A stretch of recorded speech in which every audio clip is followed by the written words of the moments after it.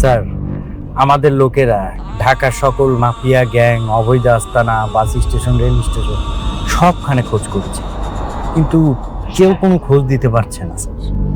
তার মানে থানা পুলিশ ছাড়া বাইরের কোনো গ্যাং কিডন্যাপ করে রাখার সম্ভাবনা খুবই কম। জি স্যার।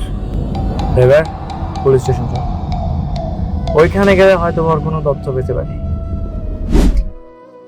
এখান থেকে চলে যা, নাহলে খুব খারাপ হয়ে যাবে। চলে যেতে আসি নাই, আমার কাছে সময় খুব কম। সে যাত্রে বল পাকা কই রাখছে, নইলে শেষ নিঃশ্বাসের জন্য রেডি হইতে বল।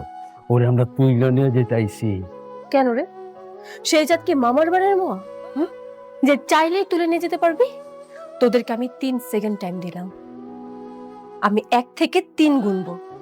যদি তোর এখান থেকে না যাস, আমি শুট করে দিব। হ্যালো, সৈয়দ চৌধুরী, আপনার সাথে আমাদের অর্থমন্ত্রী মহোদয় কথা বলবে, লাইনে থাকুন।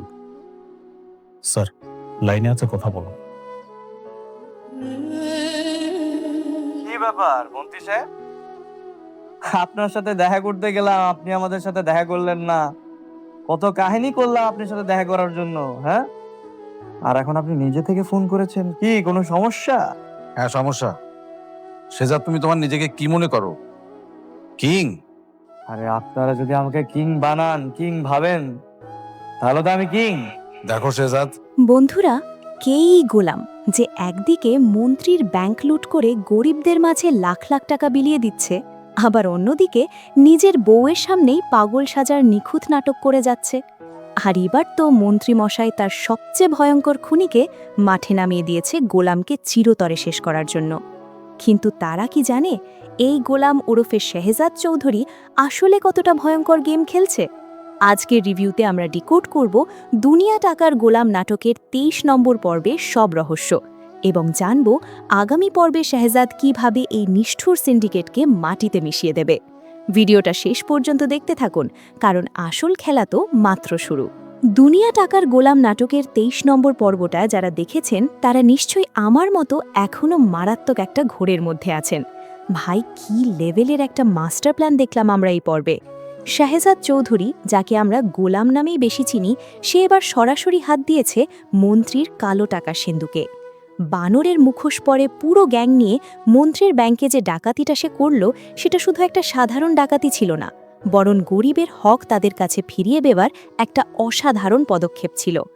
আপনারা খেয়াল করেছেন নিশ্চয়ই, লুট করা লাখ লাখ টাকা সে নিজের পকেটে না পড়ে সোজা এলাকার অসহায় এবং খেটে খাওয়া মানুষগুলোর হাতে তুলে দিয়েছে।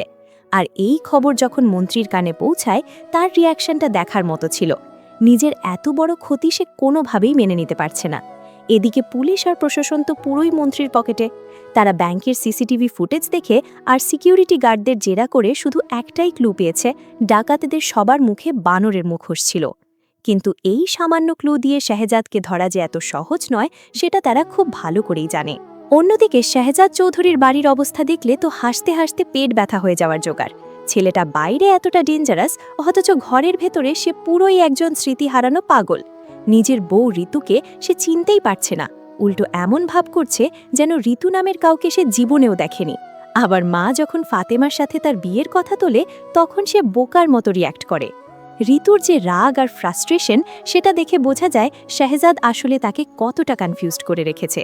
শেহজাদ খুব ভালো করেই জানে যে ঘরের ভেতরে তাকে বোকা সেজে থাকতে হবে, না হলে তার আসল মিশন হুমকির মুখে পড়বে। কিন্তু পরিস্থিতি ক্রমশ জটিল হচ্ছে। মন্ত্রীমশাই এবার আর কোনো ছাড় দিতে রাজি নন। সে তার সবচেয়ে বিশ্বস্ত এবং ভয়ঙ্কর এক গ্যাংস্টারকে মাঠে নামিয়েছে।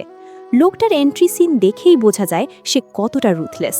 সে এসেই এলাকার সাধারণ মানুষের ওপর হুমকি ধুমকি শুরু করে দিয়েছে শেহজাদকে খোঁজার জন্য। আর এর মাঝেই আমরা আরেকটা হৃদয় বিদারক ঘটনার ইঙ্গিত পাই, আর তা হলো ভিখারি সিন্ডিকেট। সুমন নামের একটা অসহায় ছেলে, যার হাত পা ভেঙে দিয়ে তাকে রাস্তায় ভিক্ষা করতে বাধ্য করা হয়েছিল, তার কাহিনী আমাদের চোখে আঙ্গুল দিয়ে দেখিয়ে দেয় এই সমাজের অন্ধকার দিকটা।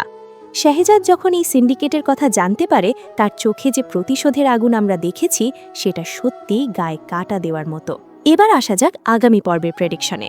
24 নম্বর পর্বে আমরা একটা বিশাল মুখোমুখি সংঘর্ষ দেখতে যাচ্ছি। শেহজাদ কি আর চুপ করে বসে থাকবে? একদমই না। আমার মনে হয় আগামী পর্বে শাহজাদ এই ভিখারি সিন্ডিকেটের মূল হোতাদের খুঁজে বের করবে, যারা ছোট ছোট বাচ্চাদের বা অসহায় মানুষদের হাত পা ভেঙে রাস্তায় বসিয়ে দেয়।